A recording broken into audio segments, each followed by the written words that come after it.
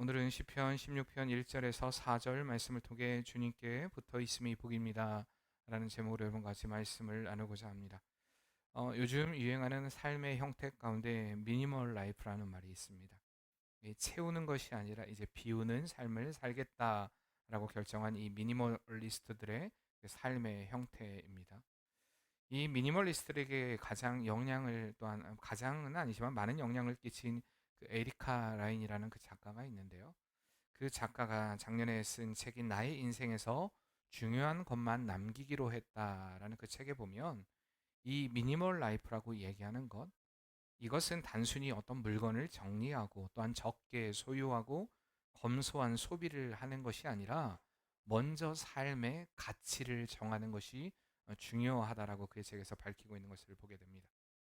먼저 가치를 정하고 그 삶에서 중요하지 않은 것들을 제거하고 나면 꿈꾸던 삶이 보이게 될 것이다. 분명히 보이게 될 것이다. 이것이 바로 미니멀 라이프의 핵심이라고 그녀는 이야기하고 있습니다. 제가 미니멀 리스트는 아니지만 저도 이 말에는 참 깊은 공감을 하고 있습니다. 여러분들에게 묻고 싶습니다. 여러분들은 지금 미니멀 라이프를 살고 계십니까? 아니면 그와 반대인 맥시멈 라이프를 살고 계십니까? 비우는 게, 여러분들의 집에 가면 또한 여러분들의 삶을 통하여 비우는 게 어떻게 보면 삶의 목적입니까? 아니면 채우는 것이 목적입니까?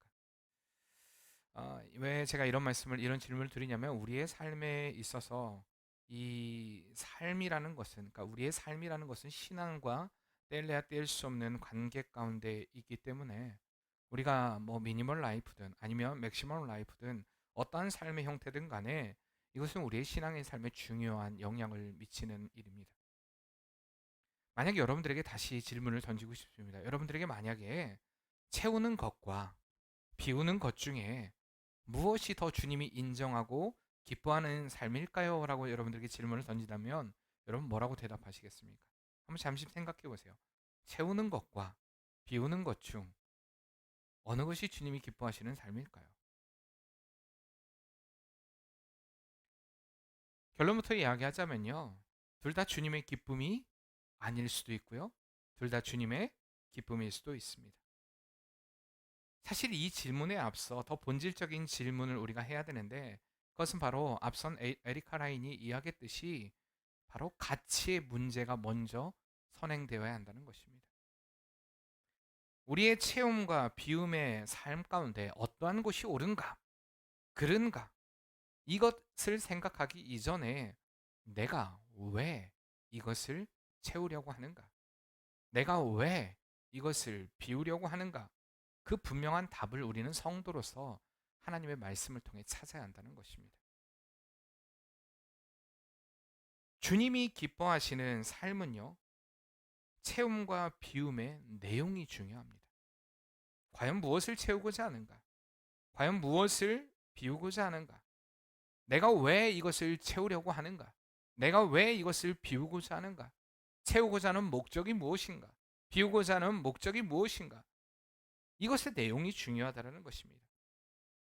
이 모든 기준, 가치 기준에 우리의 삶에 하나님이 없다면 여러분 그 체험도 또한 비움도 절대 주님의 기쁨이 될 수 없다는 것을 우리는 기억해야 됩니다.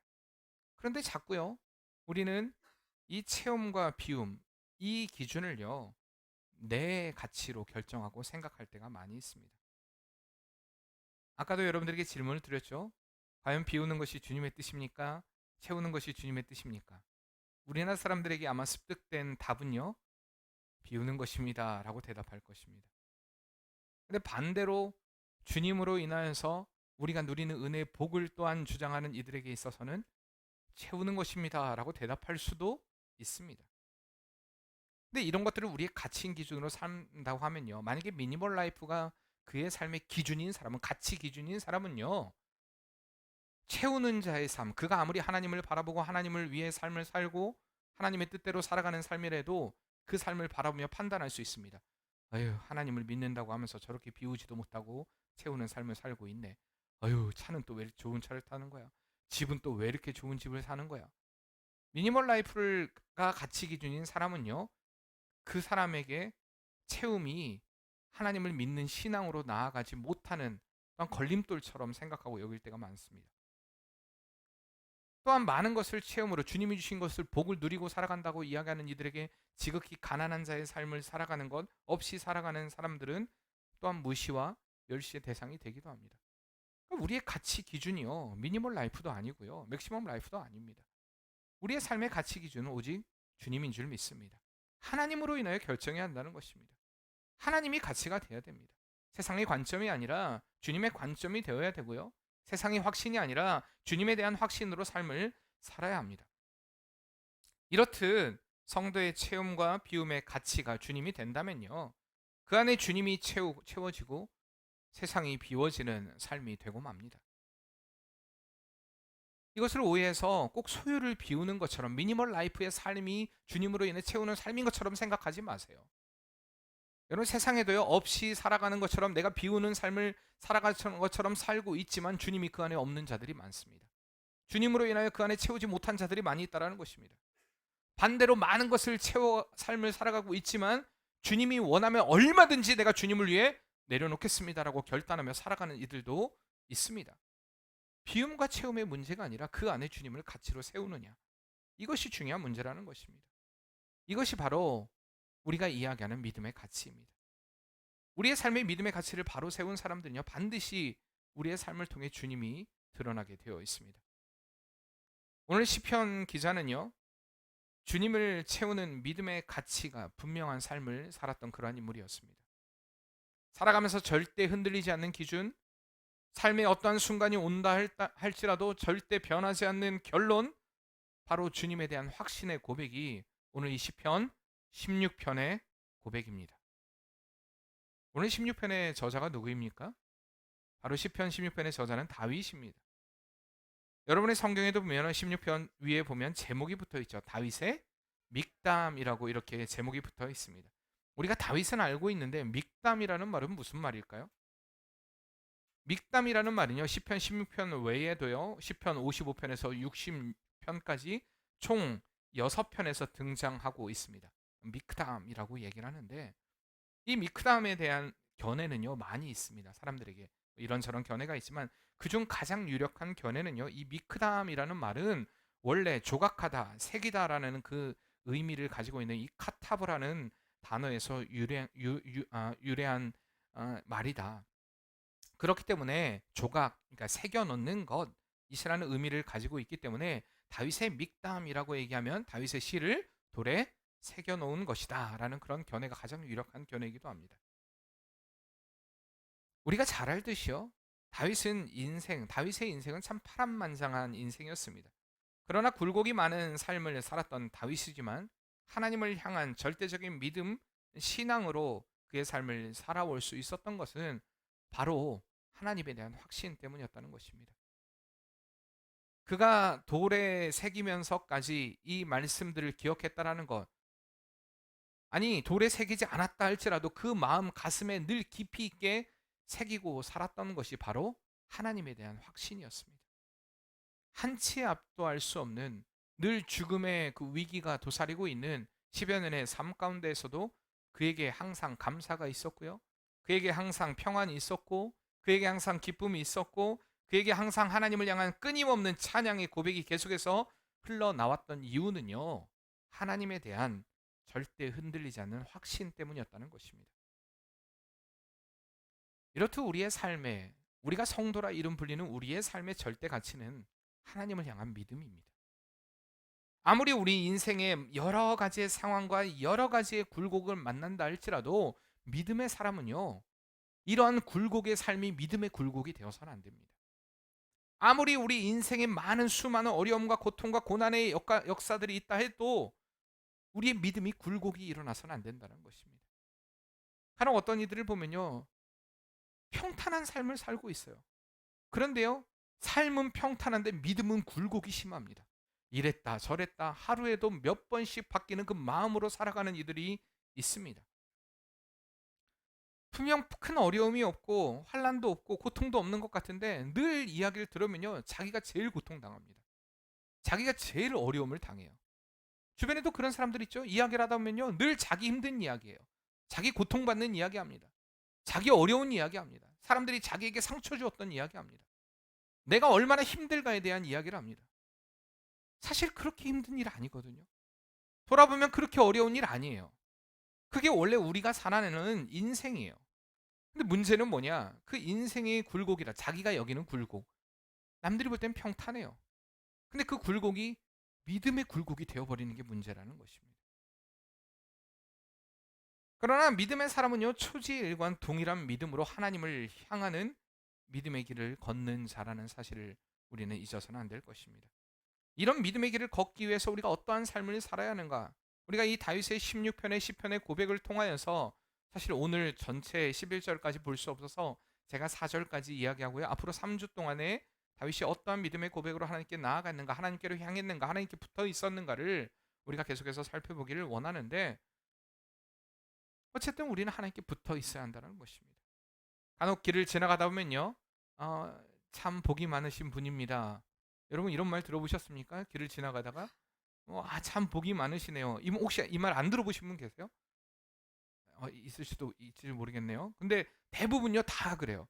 그 얘기를 들으면 기분 나쁜 사람은 없어요. 나한테 복 많다고 하는데 뭐 기분 나쁘지는 않습니다. 복이 참 많으시네요. 근데요, 이 사람들은요 다 꼬시려고, 그렇죠? 사실 그 의미가 꼬시려는 거지 진짜 우리가 복이 많아서 그런 거 아니에요. 사실 얼굴 쳐다보고 복 없다라고 이야기하는 것보다 복 있다라고 이야기하는 게 꼬시기가 더 쉽지 않습니까? 그들의 그 어떻게 보면 전도 방법입니다. 복이 많으신 분이네요. 하루에도 몇 번씩, 저도 시내에 나가 보면 하루에도 한 뭐 많게는 막 대여섯 번도 만나기도 합니다. 복이 참 많으시네요. 그건 보면은요, 그렇게 전도하는 사람이 많다는 겁니다. 자신들에게 이끌어가는 사람들이 많다라는 것입니다. 사람들은요, 이렇듯 누구나 복 받기를 좋아합니다. 그래서 서로 복을 빌어주어요. 특히 동양인들에게 있어서 복은요, 뭐 동양인뿐만 아니라 서양인도 마찬가지죠. 복을 빌어주는 것이 참 중요하게 생각합니다. 근데 우리는 성도로서 생각해야 한다는 것입니다. 진짜 복이 뭔가? 진짜 복이 무엇인가? 오늘 본문에 다윗을 통해 볼 수 있는 복이라고 하는 것은요, 계속해서 말씀드렸듯이 하나님을 의지하는 삶입니다. 진짜 복이 무엇이냐? 하나님을 의지하는 삶이다. 전적으로 나의 삶이 하나님께 달려 있음을 인정하고요, 하나님을 고백하는 믿음의 삶이 진정한 복이라는 것을 다윗은 오늘 우리에게 말씀하고 있는 것입니다. 그때 하나님이 주시는 평안이 있고요, 하나님이 주시는 기쁨이 있고, 하나님이 주시는 만족이 있기에 다윗은 하나님을 알지 못하는 이들이 상상할 수조차도 없는 그 복을 누린 자답게 고백하고 있는 것입니다. 하나님께 붙어 있는 것, 하나님을 의지하는 것, 그것이 복이라는 것을 오늘 고백을 통해 그가 이야기하고 있는 것입니다. 우리도 이 다윗과 같은 이런 복을 받기를 원합니다. 그런데 그 복을 받으려면요, 어떤 삶을 살아야 하느냐? 첫째로 따라해봅시다. 하나님께 붙어있는 삶을 살아야 한다. 오늘 시편 16편 1절의 고백을 다시 한번 우리 같이 읽어보겠습니다. 하나님이여 나를 지켜주소서, 내가 주께 피하나이다. 오늘 시편 16편은 어떻게 시작합니까? 하나님이여 나를 지켜주소서라고 시작합니다. 다윗은 하나님께 피하며 자신을 지켜달라고 기도하고 있습니다. 이 시편에서 자주 사용되는 단어인 피하다라는 말은요, 사냥 혹은 전쟁에서 주로 사용되는 그러한 말입니다. 본 시가 다윗에 의해 쓰여진 시는 분명하지만 이게 어떤 상황에서 쓰여진 시인지에 대한 의견은 참 분분합니다. 사실 잘 알지 못해요. 어떤 상황인지. 어떤 사람은요, 사무엘상 26장에 사울에게 쫓기는 상황 가운데 다윗이 지은 시라고도 이야기를 합니다. 근데 그건 추정에 불과합니다. 어떤 상황인지 몰라요. 그러나 이 간구하는 내용으로 보아서는요, 그는 죽음조차도 각오해야 하는 극심한 위기의 상황이거나 혹은 극심한 고난과 고통 가운데 그 고통을 겪고 난 후에 지은 시라는 것을 우리는 분명히 알 수가 있습니다. 이런 상황 가운데 다윗은요, 다른 누가 아니 하나님께 나아가 이렇게 이야기합니다. 하나님이여 나를 지켜주소서. 이렇듯 하나님께 지켜달라고 고백하는 이 고백, 이 단어의 원형은 보면 샤마르라는 이야기입니다. 말입니다. 이 샤마르라는 말은요, 울타리라는 그런 의미를 가지고 있는데, 이 곡식이 자라는 농장 또는 양떼가 먹고 있는 초장 둘레를 이 가시 울타리 치는 것을 의미할 때 이 샤마르라는 단어를 사용합니다. 우리가 잘 알듯 다윗은요, 목동이었습니다. 계속해서 목동으로서의 삶을 살았던 그가요, 울타리의 중요성을 얼마나 잘 알고 있었겠습니까? 그 울타리, 가시 울타리 안에 있을 때에 그 양들이 안전하다는 것을 다윗은 누구보다도 잘 알고 있는 목동이었습니다. 그런데 그가 하나님을 향해 이 단어를 사용하면서 하나님께 나를 지켜주소서라고 고백하고 있는 것은, 샤마르라는 표현을 하나님께 나아갔다라는 것은 오직 하나님만이 나의 절대적인 보호자가 되십니다라는 고백을 하고 있는 것입니다. 그리고 이어서 그는 이렇게 고백합니다. 하나님이여 나를 지켜주소서, 내가 주께 피하나이다라고 고백합니다. 내가 주께 피하나이입니다. 우리 성경에는 지금 나타나 있지 않지만 내가 주께 피하나이다라는 말 앞에는요 접속사가 등장합니다. 키라는 단어가 등장하는데, 그가 하나님 앞에 나를 지켜주소서라고 간청할 수 있는 이유가 바로 주께 피하였기 때문입니다. 이런 고백입니다. 다시 이 본문을 직역을 하면요, 하나님이여 나를 지켜주소서, 왜냐하면 내가 주께 피했기 때문입니다. 내가 주님께 피했기 때문에 주님의 지키심, 주님의 인도하심을 받기를 원합니다. 다윗은 도움과 보호가 절실한 상황 가운데서도 다른 어떤 도움이 아닌 하나님께 도움을 요청하면서 자신의 깊은 시름과 어려움을 해결할 수 있는 그 주체가 사람이나 환경이나 이런 것들이 아니라 오직 하나님이심을 알고 하나님께 자신을 내어 맡기는 것입니다. 오직 자신의 안전한 보호자가 되시는 그 주님을 알고 그 주님께 자신을 맡기며 달려갔다라는 사실입니다. 다시 한번 1절 말씀 읽어보겠습니다. 하나님이여 나를 지켜주소서, 내가 주께 피하나이다. 아멘. 그런데요, 이 단어 하나님께 피하나이다 라는 단어는요 이미 완료형의 단어입니다. 다시 말하면 다윗은요 하나님이여 나를 지켜주소서, 내가 주께 피했기 때문입니다 라고 고백하는 그 고백 이전에 그는 이미 하나님 앞에 서 있었다는 것입니다. 다시 말하면 이 말을 하기 이전부터 하나님 앞에 그는 서 있었습니다. 하나님 앞에 나아가 있었다는 것입니다. 우리가 보는 시편의 이 고백을 통한 다윗을 보면요, 그는 항상 그렇게 먼저 하나님 앞에 붙어 있었던 자였습니다. 그는 이미 하나님의 그 신실하심을 믿고 아직 해결되지도 않는 그런 상황 가운데 언제나 먼저 하나님께 나아가는 신앙으로 자신의 어려움과 문제 가운데 항상 하나님의 선한 인도하심을, 그 복을 누렸던 삶이 바로 다윗의 삶이었습니다. 이렇듯 진정한 복은요 하나님께 붙어 있는 것입니다. 그런데 우리가 여기서 알아야 할 것이 있습니다. 주님께 붙어 있다고 해서요 우리가 아무것도 안 하고 지금부터 당장 기도원에 올라가고 교회에서만 기도하고 있고, 이것을 의미하는 것은 아니라는 것입니다. 하나님께 붙어 있다는 것은 우리가 하나님께 속한 자라는 것을 알고 이 세상 가운데 살아가면서 늘 어디에 있든지 어느 순간 어느 상황을 만나든지 늘 주님을 새기고 주님을 기억하고 모든 삶 가운데 주님의 일하심을 믿고 확신하는 것, 그것이 주님께 피하는 것이고요 주님께 붙어있는 삶입니다. 어떤 상황이 와도 요동치 않는 믿음으로 하나님께 붙어있고 피한다면 우리는 하나님으로부터는 그 회복과 은혜를 누릴 수 있다는 사실입니다. 두 번째, 이렇게 하나님으로부터 오는 우리가 복을 받으려면요 2절 말씀 다 같이 한번 읽어보겠습니다. 내가 여호와께 아뢰되 주는 나의 주님이오시오니 주밖에는 나의 복이 없다 하였나이다. 아멘. 다시 말하면요 하나님으로 만족하는 것입니다. 하나님으로 만족하는 것.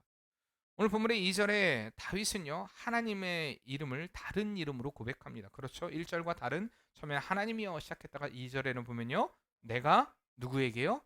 여호와께. 2절 보세요. 2절 말씀 여호와께 아뢰되 주는 나의 주님이시오니 주밖에는 나의 복이 없다 하였나이다. 아멘. 자, 여호와라고 부르는 것. 오늘 새벽에도 우리 옹목사님이 설교를 하시면서요 하나님께서 이스라엘에 대한 그 모세와 아론의 족보를 이야기합니다. 결국에는 이 레위 족속을 통하여서 하나님의 예배의 회복의 단계까지 이르게 될 것을 요즘 우리가 성경 계속 읽고 계시죠? 궁극적인 목적은요 하나님을 향한 예배입니다. 온전한 예배의 회복을 위해서 그들을 그 약속의 땅 가나안까지 인도하십니다. 그래서 그 레위 자손에 대한 회복의 약속들을 주세요. 그러면서 오늘 말씀하는 것 생각나십니까? 하나님이요 과거의 하나님이고 현재의 하나님이고 미래의 하나님이심을 분명히 보여주는 사건이다. 놀라운 거예요. 성경에 쓸데없이 그 어떤 그 뭐죠? 이 이름들을 기록한 게 아닙니다. 족보를 기록한 게 아니에요. 결국에 과거의 하나님이 미래의 하나님이고, 아니 지금의 하나님이고 미래의 하나님이다라는 것을 분명히 보여주기 위해서, 또 하나님이 또한 그 사실이 역사적인 사실이라는 것을 보여주기 위해서 하나님께서 그 족보들을 또한 기록하고 있는 것을 보게 됩니다. 근데요, 그 가운데 여러분들이 오늘 출애굽기 읽은 말씀 가운데 하나님의 이름이 어떻게 불려지는지 아십니까? 계속해서 여호와라고 불려지는 것을 보게 됩니다. 여호와. 내일도 이제 보게 될 말씀 가운데는요, 여호와, 여호와, 여호와라고 얘기합니다. 특별히 구약에 나타난 하나님은요, 여호와 하나님이라고 일컬어질 때가 많습니다. 이게 중요한 문제예요. 그냥 아무렇게나 우리가 주라고 얘기할 수 없습니다. 하나님, 의미 없는 이름이 되어서는 안 된다는 것입니다. 여기서 다윗이 하나님을 향해 여호와라고 이름을 부르는 것은요, 바로 언약의 하나님을 기억해서 부르는 것입니다. 이 언약의 하나님을 나타내고 사용하고 있는 것입니다. 다시 말하면 다윗은 하나님이 자신과 언약을 맺으셨기 때문에 그 언약을 성실하게 지키시어 자신을 보호해 주실 것이라는 신앙의 고백의 차원에서 약속에 신실하신 하나님을 나타내는 그 여호와라는 신명을 사용하고 있는 것입니다. 하나님은 반드시 이루신다. 왜? 언약의 하나님이시기 때문에. 우리와 약속하신 그 하나님이시기 때문에. 그리고 이어서 그는요, 2절에 또 어떻게 하나님을 어떻게 고백합니까? 나의 주라고 고백합니다. 하나님을 또 주라고 고백합니다. 이것은요, 주권자라는 의미를 가지고 있습니다. 다윗의 삶의 주인이 이제는 내가 아니라 하나님이 나의 삶의 주인입니다. 하나님이 주권을 인정하는 바로 고백입니다. 분명 다윗은요, 원수들이 자신을 해하려는 공격 가운데 있었습니다. 자신의 생명이 그들의 수중에 있는 것이 아니라, 그러나 이제 자신의 생명이 그들의 수중에 있는 것이 아니라 자신을 택하사 이스라엘의 왕으로 세우시고 그 왕위를 영원히 견고하게 해주실 그 언약의 하나님 여호와께 있다라는 사실을 확신했고, 또한 그 삶을 이끌어 가시는 분이 나의 삶의 주인이시다, 주권자 되신 하나님이시다라는 고백으로 주와 함께 하나님의 보호를 요청하고 있는 것을 보게 됩니다. 다윗은요, 그의 인생에서 정말 많은 풍족을 누린 사람이었습니다. 많은 자녀, 부유하고 평안한 왕국, 견고한 삶, 물질적인 부요, 풍요, 그는 다 가진 사람이었습니다. 그러나 다윗은 그의 인생에서 한 번도 이러한 것들이 그의 삶의 복의 조건이라고 이야기한 적이 없습니다. 오늘 말씀에도 보면요, 내가 여호와께 아뢰되, 2절 말씀입니다. 주는 나의 주님이시오니 주 밖에는 나의 복이 없다 하였나이다. 주 밖에는 나의 복이 없다 하였나이다 라고 고백합니다. 주 밖에는 나의 복이 없다라고 다윗은 고백합니다. 이 고백의 원래 의미가 무엇인지 아십니까? 한번 따라해 보세요. 주님 외에는 나에게 좋은 것이 아무것도 없습니다. 주 밖에 나의 복이 없다라는 것은 주님 외에 나에겐 좋은 것이 아무것도 없습니다라는 고백입니다. 주님 외에는 나에게 어떤 선도 없습니다. 이것이 바로 복되신 하나님에 대한 다윗의 고백이었습니다. 사랑하는 성도님들, 여러분들은 주님 앞에 어떤 고백을 하고 계십니까? 정말 주님 외에 그 어떤 것도 좋지 아니합니다 라는 고백으로 여러분 주님 앞에 나아가고 계십니까? 사실 이런 고백을 하기에 부끄러울 정도로 우리는 주님 외에 좋아하는 것들이 참 많습니다. 하고 싶은 것도 많고요, 가지고 싶은 것도 많고요, 누리고 싶은 것도 많고요, 먹고 싶은 것도 많고요, 포기하고 싶지 않은 것도 참 많습니다. 하나님께서 이스라엘 백성들을 선택하셨을 때 하나님께서 앞서 얘기했듯이 그들을 하나님을 향한 예배자로 세우기를 하나님은 원하셨습니다. 그런데요, 자꾸만 그들은 하나님보다 자꾸 다른 것들을 더 사랑하려고 해요. 다른 우상들을 더 섬기려고 합니다. 그때 하나님께서 출애굽기 34장 14절 말씀에 그들에게 나타나실 때 나는 질투하는 하나님이다라고 얘기합니다. 질투하는 자다라고 얘기합니다. 하나님 외에 다른 신들을 섬기는 것에 대해 주님은 분명하게 나 싫어 라고 말씀하십니다. 그런데 우리는 어떻습니까? 하나님이 싫다 하시는 것들을 여전히 붙잡고 주님보다 더 귀하게 여기는 삶을 살고 있지 않느냐는 것입니다. 주님으로는 충분하지 않습니다. 물론 주님도 좋지만 주님 나 이것도 정말 포기할 수 없습니다. 왜 이것이 우리의 삶의 모습 아닙니까? 그러나 진정한 행복은요, 나를 지으시고 사랑하시는 주님 안에 거하고 만족하는 데 있다라는 것입니다. 다윗의 삶의 기쁨은 세상에서 많은 것을 누린 데 있지 않았다는 것입니다. 그는 오직 주님만 기뻐하고 만족했기에 어떠한 선택의 순간이 와도 주님께 붙어있는 진정한 행복자로서의 삶을 살았던 것을 우리는 분명히 말씀을 통해 보게 됩니다. 우리의 삶도요, 주님으로 만족하는 삶이 되어야 됩니다. 세상의 것을 소유함보다 주님을 소유함이 복이라는 사실을 여러분 꼭 고백하시길 바랍니다. 한번 같이 고백합시다. 주님, 주님이 나의 행복입니다. 주님이 나의 기쁨입니다. 주님이 나의 전부입니다. 여러분 언제나 주님을 고백하는 은혜의 삶이 되시길 바랍니다. 나의 하나님을 고백할 수 있어야 돼요. 다윗이 그랬던 것처럼 여호와 하나님, 여러분들이 때로는 그 약속을 기억하시는 그 하나님을 붙잡고 기도할 수 있어야 돼요. 때로는 나의 삶의 주권자 되시는 그 주님의 인도하심을 간절히 부여잡고 여러분 기도할 수 있어야 돼요. 그리고 주님으로 만족해야 됩니다. 주님, 그 어떤 것보다 주님이면 됩니다. 주님으로 만족합니다. 상대적인 게 아니라 절대적인 것이에요. 이게 절대적인 하나님으로부터 오는 복이라는 것을 알고 여러분들 주님으로 인하여 복을 누리는 삶이 되기를 바랍니다. 세 번째, 하나님으로부터 오는 은혜를 누리려면, 복과 은혜를 누리려면요, 성도들과 함께 나누는 기쁨의 삶을 살아야 한다는 것입니다. 3절 말씀 다시 한번 읽어보겠습니다. 땅에 있는 성도들은 존귀한 자들이니 나의 모든 즐거움이 그들에게 있도다. 아멘. 이번 주에 어떤 다른 교회 집사님이 저에게 질문을 하시더라고요. 왜 목사님 주보에 워십이라는 단어가 서비스라는 말로 표현이 되어 있나요? 여러분들 아십니까? 어디에 붙어 있는지? 우리 예배 순서에 처음 제일 위에 보면요, 그렇게 붙어 있죠. Service is the beginning이라고 붙어 있습니다. Words and end of life라고 붙어 있죠. 예배는 인생의 기본이요, 인생의 가치요, 목적이다라는 것을 우리는 밝히고 있습니다. 근데 왜 월십이 아니라 서비스라는 표현을 사용합니까? 이미 우리 교회에서는 여러분 몇 번이나 이야기를 했습니다. 자세히 다루지는 않겠지만 나중에 또 한번 제가 시간이 될 때 또 구체적으로 다루겠습니다. 근데 제가 왜 이런 표현을 썼냐면 우리의 삶에 보통 하나님을 향한 예배, 그러니까 월십 서비스입니다. 하나님을 향한 예배. 근데 예배를요, 하나님을 향한 예배만 생각합니다. 거기에 그쳐 있다라는 것입니다. 그래서 하나님과의 관계만 잘 맺으면 되지 이런 말을 합니다. 자꾸. 그러나 진짜 하나님을 예배하는 예배자들은요, 하나님만 예배하고 하나님에게만 예배해야 되죠. 근데 하나님하고만 관계를 맺는 자 아닙니다. 반드시 하나님의 사람들과도 관계를 맺어야 되고요, 교회에서만 신자가 아니라 교회 밖에서도 신자가 되어야 합니다. 이 시간에만 드리는 예배가 아니라 우리가 예배가 계속해서 삶이 돼야 됩니다. 그건 바로 봉사로 나타나야 됩니다. 섬김으로 나타나야 됩니다. 사랑으로 나타나야 됩니다. 그런 것들이 우리에게 없다라는 것입니다. 여러분 이 표현을요, 뭐 서비스라는 표현이 우리가 사용하는 그냥 보통 일반적인 언어로 사용하기 때문에 이게 별로 귀하지 않은 언어인 것처럼 생각하지만 절대 그렇지 않습니다. 하나님과 그렇기 때문에 하나님과 관계를 잘 맺는다고 이야기하지만 성도와 성도 간의 관계는요, 엉망인 사람들도 많이 있습니다. 내가 하나님과 관계만 잘 맺으면 되지. 그래서 저는 진짜 묻고 싶어요. 여러분 하나님과 관계를 잘 맺는다는 이야기가 무슨 말입니까?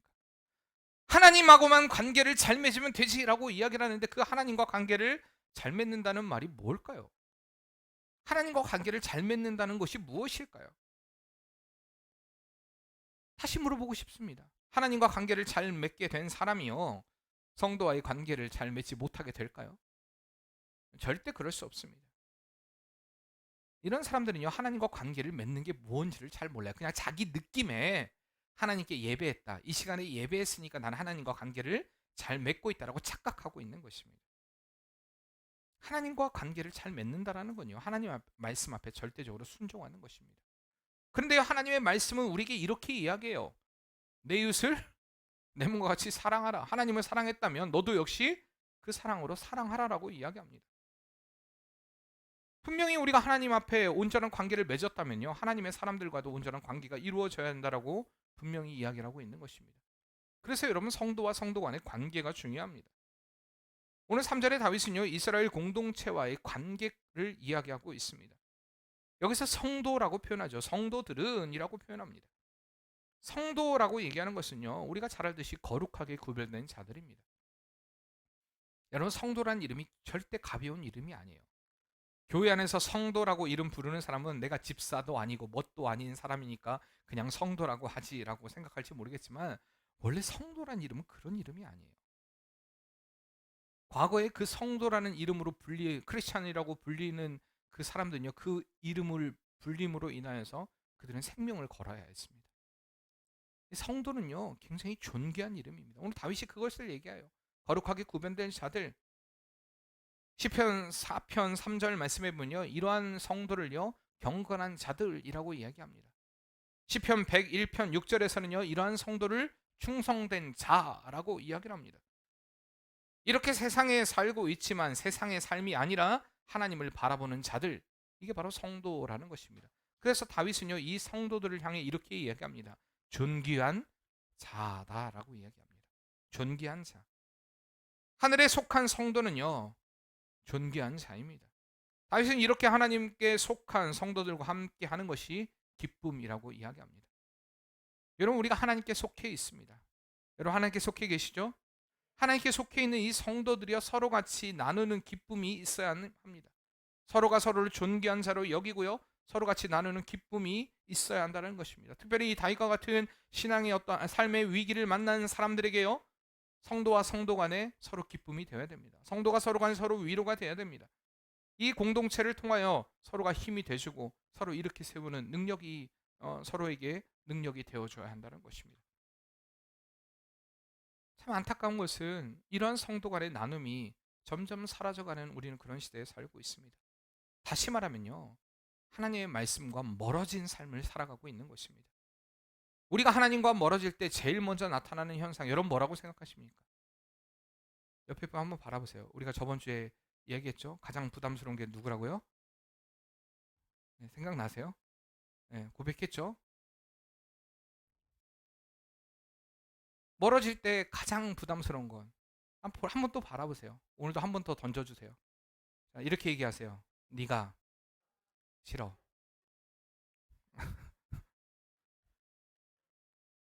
하나님과 멀어질 때 제일 먼저 나타나는 게 이거예요. 바로 네가 싫어. 나 너 싫어. 나 너랑 관계 맺고 싶지 않아. 나 너 싫어. 제가 아는 어떤 분 한 분이요, 늘 그 핸드폰에 목록이 있어요. 목록이 있어요. 항상 그 목록을 가지고 있어요. 1번부터 10번까지는요 진짜 절친, 진짜 싫은 사람은요 18번이에요. 그러면서 항상 그 순위가 밀리면요 점점점 뒤로 넣어요. 그리고 사람 만날 때마다 이렇게 얘기해요. 100번 밀렸어. 기분 되게 나빠요. 자기는요, 자기가 항상 판단자예요. 자기 기준에서 이야기해요. 여러분 어떻습니까? 솔직히 그렇지 않습니까? 우리의 삶 가운데 자꾸 그런 기준들을 세웁니다. 난 네가 싫어. 그런데요, 하나님과 관계가 멀어진 사람들은요, 성도가 싫어요. 꼴보기 싫어요. 보고 싶지 않아요. 목사님 얼굴만 봐도 싫어요. 이렇게 얘기합니다. 그래서 고개를 숙이고 계신지 모르겠지만 싫어해요. 성도와 성도 간의 교제, 만나는 것들을 부담스러워합니다. 나랑 맞지 않아. 그럼 여러분 생각해 보세요. 나랑 맞지 않아라고 이야기하는 그 사람을, 그 반대편 사람은 정말 맞다고 생각하고 만나고 있을까요? 아니에요. 나도 너가 진짜 안 맞아. 여러분 이렇게 고백하지 않을까요? 부부간에도 그래요. 항상 그래요. 난 진짜 당신이랑 안 맞아. 근데요, 그러면 상대편은요, 맞아서 그렇게 안 할까요? 근데 같이 이제 또 이게 싸움이 붙어요. 나도 안 맞아. 그러면 그래 우리 그럼 갈라서. 네, 맨날 하루에도 몇 번씩 갈랐어요. 그리고 또 다시 그 다음날 되면요, 다시 잘 맞아요. 그걸 지켜보는 자녀들은 어때요? 우리 엄마는 맞았다 안 맞았다 해요. 우리 엄마는 이랬다 저랬다 해요. 우리 아빠 엄마는 이랬다 저랬다 해요. 여러분 그렇지 않겠어요? 여러분 생각해 보세요. 하나님과 멀어진 사람들은요, 성도와 성도를 존귀하게 여기지 않습니다. 늘 나의 기준과 나의 판단으로 그와 멀어집니다. 어느 교회 생활에서도 어느덧 중심이 아니라 아웃사이더가 되어 있습니다. 여러분 생각해 보세요. 내가 중심에 있는가 아웃사이더인가? 우리 교회가 아니라 내가 다니고 있는 교회. 우리 교회가 아니라 그 맑은 샘 교회. 여러분 생각해 보세요. 정말 하나님과의 온전한 관계가 되어 있고 하나님과 함께하는 성도들과 온전한 관계를 맺고 있는가를 말입니다. 성도는요, 함께 나눌 때 기쁨이 배가 됩니다. 왜냐하면 주의 영이요, 함께 할 때 기쁨이 넘쳐나기 때문입니다. 그래서 우리는 늘 기쁨이 돼야 돼요. 옆에 사람들에게. 다시 한번 인사해 주세요, 여러분. 혹시 제가 부담스러우세요? 알고 보면 저도 따뜻한 사람입니다. 혹시 제가 부담스러우세요? 여러분 부담스러워도요, 같이 기쁨 나누는 게 성도예요. 여러분 같이 그렇게 은혜의 기쁨을 나눠야 돼요. 언제나 주님 안에서 함께 나누는 그 공동체, 그 교회가요, 하나님의 기쁨이 됩니다. 다윗은 이 기쁨을 알았어요. 성도와 성도 간에, 특별히 어려움 가운데 있는 자들이요, 서로가 서로에게 기도의 제목을 부탁하고, 우리 그 단톡방이요, 그런 방이 돼야 돼요. 서로가 서로의 기도의 제목들을 올려놓고 또 같이 기도해주고 같이 나눠주고 같이 호흡하는 그런 공동체가 되어야지, 그렇지 않으면 이 모든 것들이 다 부담이 됩니다. 마지막으로 오늘 네 번째, 하나님으로부터 오는 복을 누리려면요, 하나님을 예배하는 삶이 되어야 한다는 것입니다. 오늘 본문 4절 말씀 다시 한번 읽어보겠습니다. 다른 신에게 예물을 드리는 자는 괴로움이 더할 것이라. 나는 그들이 드리는 피에 전제를 드리지 아니하며 내 입술로 그 이름도 부르지 아니하리로다. 아멘. 다른 신에게 예물을 드리는 자, 여기서 예물을 드리다는 말은요, 서두르다, 지불하다, 지불하여 사다라는 그런 의미를 가지고 있습니다. 그러니까 하나님을 찾지 않는 그 인생은요, 위기가 찾아올 때 제일 먼저 다른 대안을 찾습니다. 하나님을 찾지 않는 사람들은요, 하나님께 묻지 않아요. 그리고 먼저 자신이 그 대안들을 생각합니다. 인간적으로 완벽하고 탁월한 선택의 자리가 자신을 견고하게 할 거라고 생각합니다. 그러나 하나님을 찾지 않는 인생에게 다윗은 이렇게 경고하고 있습니다. 괴로움이 더할 것이다. 근데 여기서 괴로움이 더하다라는 것은요, 단회적인 것이 아니라 끊임없이 그 고통이 더할 것이다. 다시 말하면 하나님을 찾지 않는 인생은요, 그래서 인간적인 다른 방법들을 찾는 그 인생은 계속해서 끊임없이 고통이 더하여진다라는 것을 다윗이 이야기하고 있는 것입니다. 우리가 앞서 말씀드렸듯이요, 우리 인생에는 분명 굴곡이 있습니다. 그러나 그 굴곡이요, 하나님을 향한 믿음의 굴곡이 되어서는 안 된다고 말씀을 드렸습니다. 우리가 어떤 요동치는 상황 가운데 있다 할지라도 우리 믿음은 견고해야 됩니다. 우리의 자리는 언제나 하나님과 붙어있는 자리가 되어야 한다는 것입니다. 다윗은 계속해서 피의 전제를 드리지 아니하며라고 고백합니다. 피의 전제라고 이야기하는 것은요, 고대 근동에서 다른 신들에게 사람이나 동물의 피를 쏟아 부으며 바치던 그 우상 숭배의 그 제의를 이야기합니다. 제사 의식을 이야기합니다. 다윗은 어떤 상황이어도 우상을 섬기지 않을 뿐만 아니라 우상의 이름조차도 언급하지 않겠다라고 선언하고 있는 것입니다. 당시에 팽배했던 이 우상 숭배와 혼합주의적인 신앙의 삶 가운데서도 다윗은 2절에 고백했듯이 주 밖에 나의 복이 없습니다. 주님 밖에 나에게 즐거움이 없습니다. 주님 밖에 나에게 선이 없습니다라는 그 고백으로 다른 것으로 기쁨을 삼지 않는 것이, 그렇게 삼지 않겠다라고 고백하는 것이 오늘 다윗의 고백인 것입니다. 이처럼 이러한 고백은요, 바로 우리의 삶의 예배로 나타나야 합니다. 아무리 세상의 풍파가 몰아쳐와도요, 우리의 자리는요, 하나님을 예배하는 자리가 되어야 할 줄 믿습니다. 성도가 살아가는데 삶의 확실한 결론이 있습니다. 우리의 삶의 확실한 결론, 그것은 바로 승리입니다. 어떤 상황이어도요, 성도는 승리의 길을 걸어가는 자입니다. 사랑하는 성도님들, 세상 사람들이 뭐라 해도 여러분 개의치 마시길 바랍니다. 우리를 향해 손가락질을 해도 여러분 개의치 마시길 바랍니다. 우리를 넘어뜨리려는 사단의 세력이 우리에게 어떤 공격으로 공격해 온다 할지라도 여러분 넘어지지 마시길 바랍니다. 왜냐하면 성도에게는 확실한 승리가 보장되어 있기 때문입니다. 다윗은 이것을 알았기 때문에 한순간도 하나님의 곁을 떠나는 어리석은 삶의 길을 선택하지 않았습니다. 그가 죄를 짓지 않았다는 이야기 아닙니다. 죄를 지었어요. 다윗도 죄를 분명히 지었습니다. 때로는 넘어지고 자빠지고 쓰러졌습니다. 그러나 다시 일으키시는 그 주님 손 붙잡고 언제나 오뚜기처럼 일어나는 신앙이 바로 다윗의 믿음의 삶이었다는 것을 여러분 기억하시길 바랍니다. 이렇게 주님을 붙드는 삶에 여러분 복이 있습니다. 세상으로 채우는 삶이 아닌 주님으로 채우는 삶, 언제나 주님께 붙어있어 주님으로 인해 만족하고 같이 부름을 받은 그 성도들과 기쁨을 나누며 하나님을 예배하는 그 삶, 여러분 이 삶이 하나님으로부터 오는 복과 은혜를 누리는 삶이라는 것을 여러분 꼭 잊지 마시길 바랍니다. 여러분 주님께 붙어 있읍시다. 마지막으로 옆에 분들에게 인사합시다. 그동안에 너무 많은 그 팩트들을 날렸잖아요. 이제는 좀 상처가 아닌 이렇게 고백합시다. 주님께 붙어있는 것이 복입니다. 함께 그 믿음의 길을 갑시다. 여러분들 주님께 붙어있어 우리 피난처 되시는 그 주님 앞에 나아가는 성도의 삶이 되길 바랍니다. 하나님은 우리의 피난처가 되시며 환난 중에 우리의 힘과 도움이시. 하나님은 우리의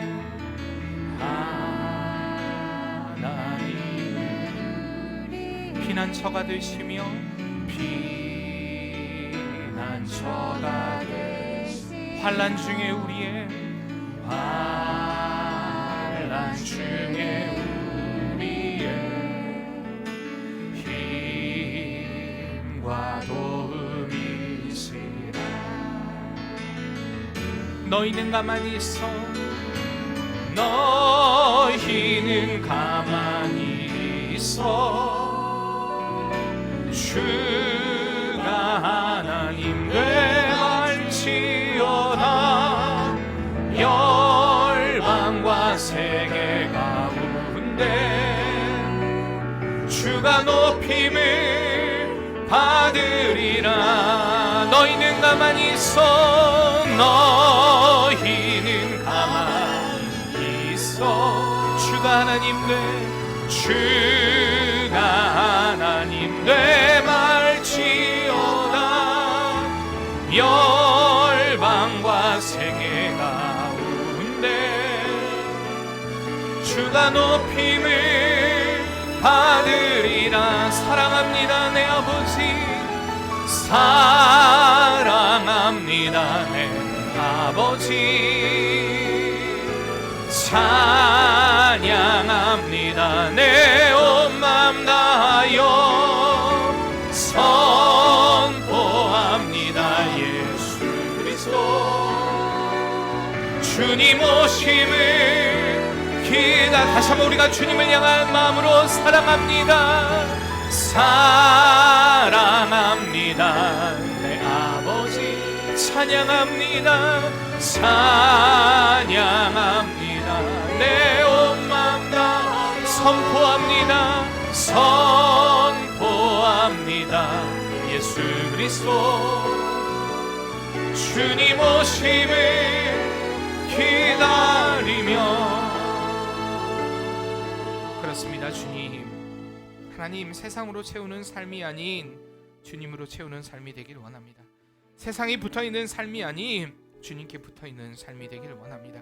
언제나 하나님으로 인해 만족함을 누리며 언제나 하나님께 붙어있어 정말 또한 같이 부름받는 성도들과 그 기쁨과 즐거움을 나누는 삶이 되길 원합니다.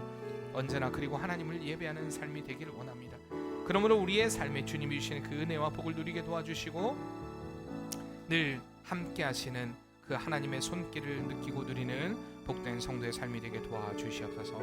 예수님의 이름으로 기도합니다. 아멘.